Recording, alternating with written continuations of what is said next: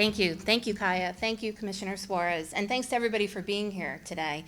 I'm really excited to get a chance to talk a little bit about this division. While it's a newer division, as the Commissioner mentioned, we were originally the Sandy Recovery Division, and that, of course, was in response to Superstorm Sandy, which occurred October 29th, 2012. And as Kaya mentioned, that date is pretty ingrained in my brain, as I would imagine being in Atlantic City and being with everyone here, it's a date of reference. And so the division was in a position to receive $4 billion in CDBG-DR funds. Those funds came from HUD, and the division is charged with dispersing those funds out to our residents in a way that makes sense for disaster recovery. And so we took those funds during Superstorm Sandy, and we propped up programs that both helped our residents in rebuilding, in reconstructing, in elevating their homes. We also looked to our tenants who were displaced and looked to offer them housing vouchers as well. And something else that I think is really important that the division does well and that we've continued into IDA, which I'll talk about next, are wraparound services. And so that's housing counseling, that's legal services. As I'll talk through our division, there's a concept which I think both Kai and the Commissioner have mentioned of being reactive and being proactive. And when you're reactive to a disaster, while we're charged with repairing homes and helping our neighbors get back home, we also need to make sure that the family itself is safe, and that we're recognizing that there is a person behind the house that we're building. So I stand here as as representing the division, and I think we do a nice job of doing that. Since the Sandy Recovery Division, we've been rebranded as the Division of Disaster Recovery and Mitigation, and we are a permanent division in state government. So for those of us that have been here from the beginning, it was great news to hear that, and we were able to be put in a position to really begin looking proactively at building resilience. And I think that's a theme that you'll hear throughout as we begin moving through. Hurricane Ida was hit the New Jersey in September of 2021, and we received $377 million in CDBG-DR funding to assist our Ida-impacted homeowners. I have to say, I love saying these big numbers out loud because, while they're sometimes not big enough, it's still representation of what we're able to do. And so through our Hurricane Ida efforts, we looked to what we did during Superstorm Sandy, and we were able to prop up programs that both looked to help our residential homeowners, but also looked to our infrastructure as well. And so we have a few programs right now that we're working, particular for Hurricane Ida.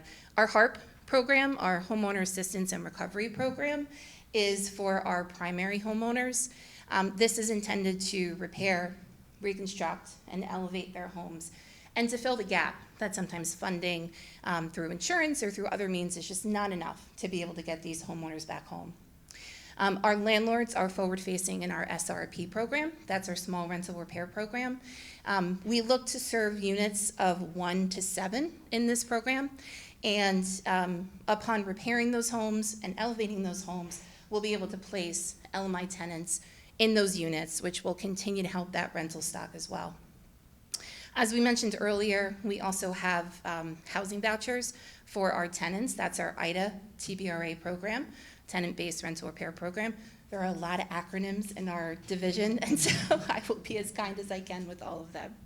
And same, we looked to make sure we had those wraparound services as well in housing counseling and in legal services, just so that we were making sure that we were rehabilitating the family and the home all together. What we really want to talk about is our MAP program. And our MAP program, which is our Mitigation Assistance Program, gives us an opportunity to be proactive, which I think is the theme of today. And so this is a program that allows us to work with communities that are affected by repetitive flooding. These funds are through FEMA, and it is a pretty robust application that we put in. And we work with our partners in the Office of Emergency Management and JOEM to help us put in this application, and then we are a subgrantee for it. And again, the benefit here is that we can really look to help those communities that see that repetitive flooding so that we can add some resiliency to help for some future flooding. We are very proud of 2 cycles that we're currently working right now. In 2019, we applied for some funds through FEMA to elevate homes in Fairfield. In 2020, we applied for funds to elevate homes in Lincoln Park. Both of these programs were awarded through FEMA, and we have pre-construction and construction activities underway in both of those cycles. Pre-construction activities include things like survey, geotechnical, architectural plans, permit drawings, and as we'll talk about next, we have some construction underway in Fairfield. One other thing I'd like to mention too with this program, which I think is key for the residents, is we really looked to make sure that we were serving the process as a whole. And so we also offer temporary relocation assistance. And so while that house is being elevated, which we would be funding, we would also be able to help that family relocate temporarily while that house is under construction.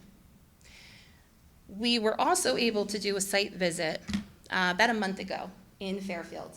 And this was the first house that we had elevated in Fairfield. This is on Sylvan Road in Fairfield, Essex County. And what was really great about being out on site was not only being able to see the house up on cribbings and the new foundation being built, this house has since been lowered onto that new foundation, but also being able to speak with the homeowner who shared something with me that I thought was interesting. And while I haven't been a part of repetitive flooding, what he said was, it's not about the day it rains or the day after, right? It's about the water coming back up through the storm drains and the water encroaching on the house. And that could be the sunniest and the most beautiful of days.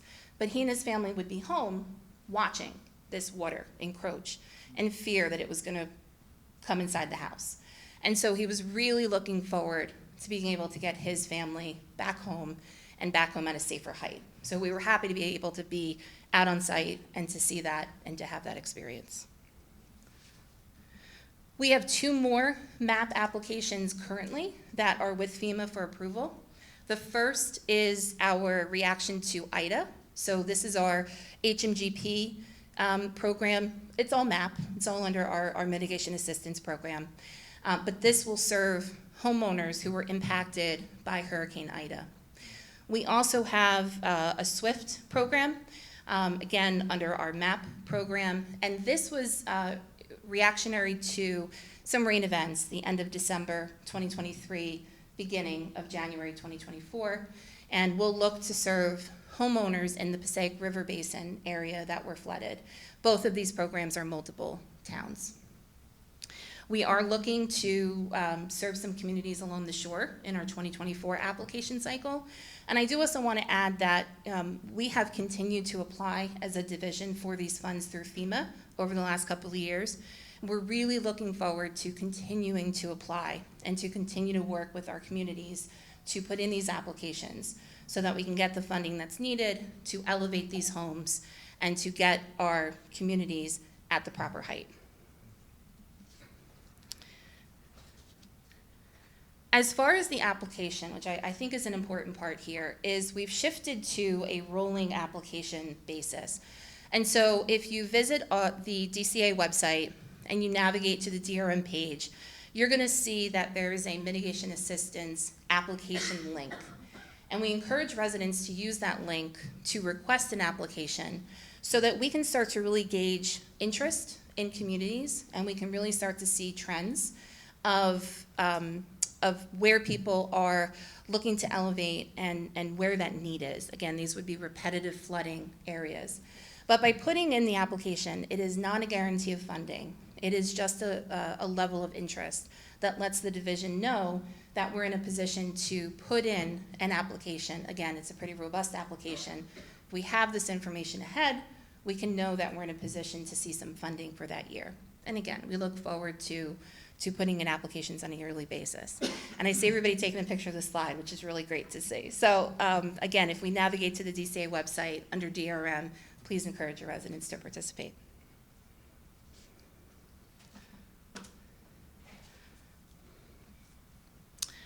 The Atlantic City Resilient programs are intended to fortify infrastructure and public-facing facilities in Atlantic City and in the surrounding areas. These would be areas that sustained damage from Superstorm Sandy or that had some repetitive flooding. Over $15 million has been awarded to these projects, of which 4 of the 7 are complete. Namely, a few of those are check valves replacements, floodproofing City Hall and the All Wars Memorial Building, new bulkheads in Chelsea Ducktown, Gardner's Basin, Lower Chelsea, and South Boulevard. A couple of photos here to show the progress. If you'll follow me to the top left, this is a new bulkhead along South Boulevard. Bottom left, bulkhead at Gardner's Basin. Floodproofing at the All Wars Memorial Building is in the center. Bottom right, these are check valves being replaced. I'm sorry, top right, check valves being replaced. And the bottom right are new bulkheads along Lower Chelsea. DRM knows that we need to be proactive, right? Again, this is the theme of today and the theme within disaster recovery. And to do that, that really means to prepare for future flooding.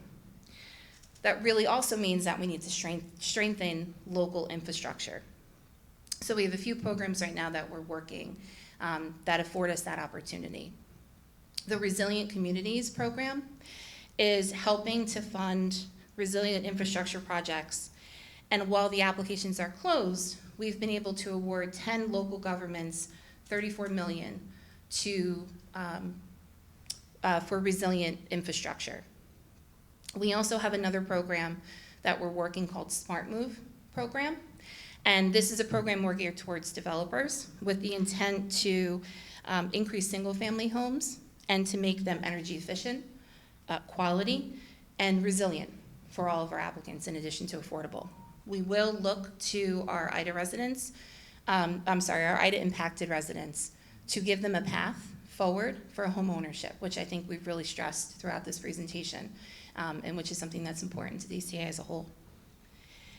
This application period will be open later this summer. A NOFA, Notice of Funding Availability, will be what sort of triggers that. It will be for IDA impacted towns. Another tool that we've been building and have been using within our division is called the statewide mitigation tool. And that's been something that we've been using to assess the housing stock and to be proactive in understanding trends. And this is a tool that we continue to use internally and a tool that we continue to improve. I do want to say that we have a really good staff at DCA, and I think DRM is a great representation of helping our homeowners and beginning to see that relationship between getting them home, getting New Jersey stronger, and more resilient. And so while I think we may have worked with some of you in the past, we look forward to continue to working with you, both in gray skies and in blue skies. I thank you very much for your time.